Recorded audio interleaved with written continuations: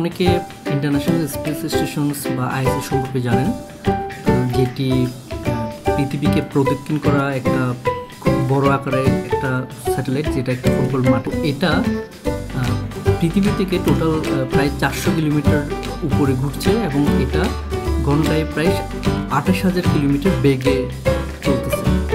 এবং এটা বলা যায় যে পুরো পৃথিবীকে প্রতি 90 মিনিটে একবার প্রদক্ষিণ করে।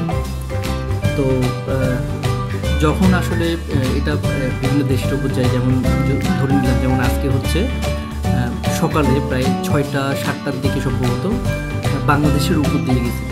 তো এরকম যখন আকাশ পরিষ্কার থাকে, আপনারা চাইলে আপনাদের বাসার ছাদে উঠেও আইএসএস দেখতে পাবেন। তো এটা আসলে কোন জায়গায় যাচ্ছে, কোন কান্ট্রির উপর দিয়ে যাচ্ছে, এগুলো দেখার জন্য বিভিন্ন এপিআই এক্সপোজ করা আছে। তো ওই এপিআই থেকে ডেটা কালেক্ট করে আসলে একটা অ্যাপ বানানো হয়েছে, যার নাম হচ্ছে স্কাই স্টেশন।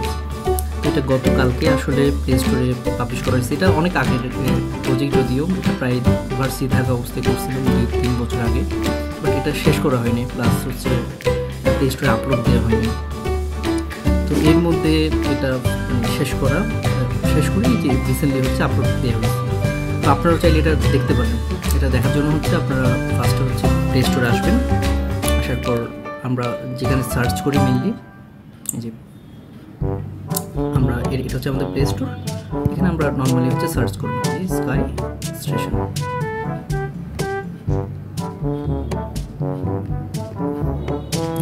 এটাই তো দেওয়ার পর এই যে এটা দেখবেন, দেখার পর আমরা জাস্ট এটা ইনস্টল করবো।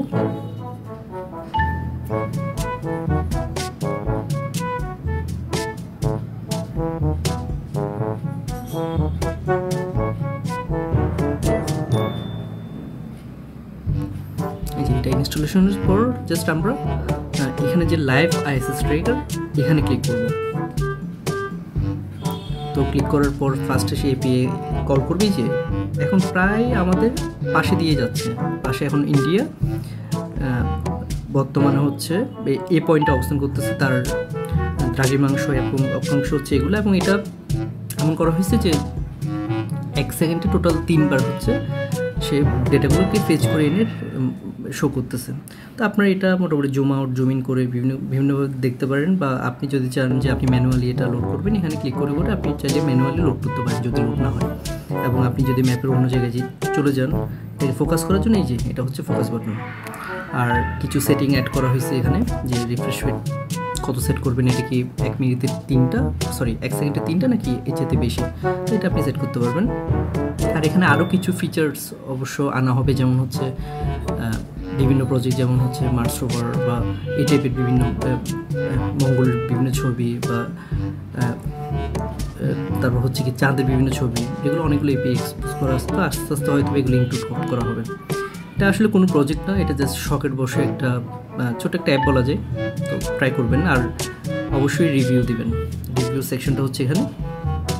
আপনারা অবশ্যই এটা আপনাদের কেমন লাগছে, 1 স্টার থেকে শুরু করে 5 স্টার, যেটাই মনে হয় অবশ্যই এখানে রিভিউ দিবেন। ধন্যবাদ।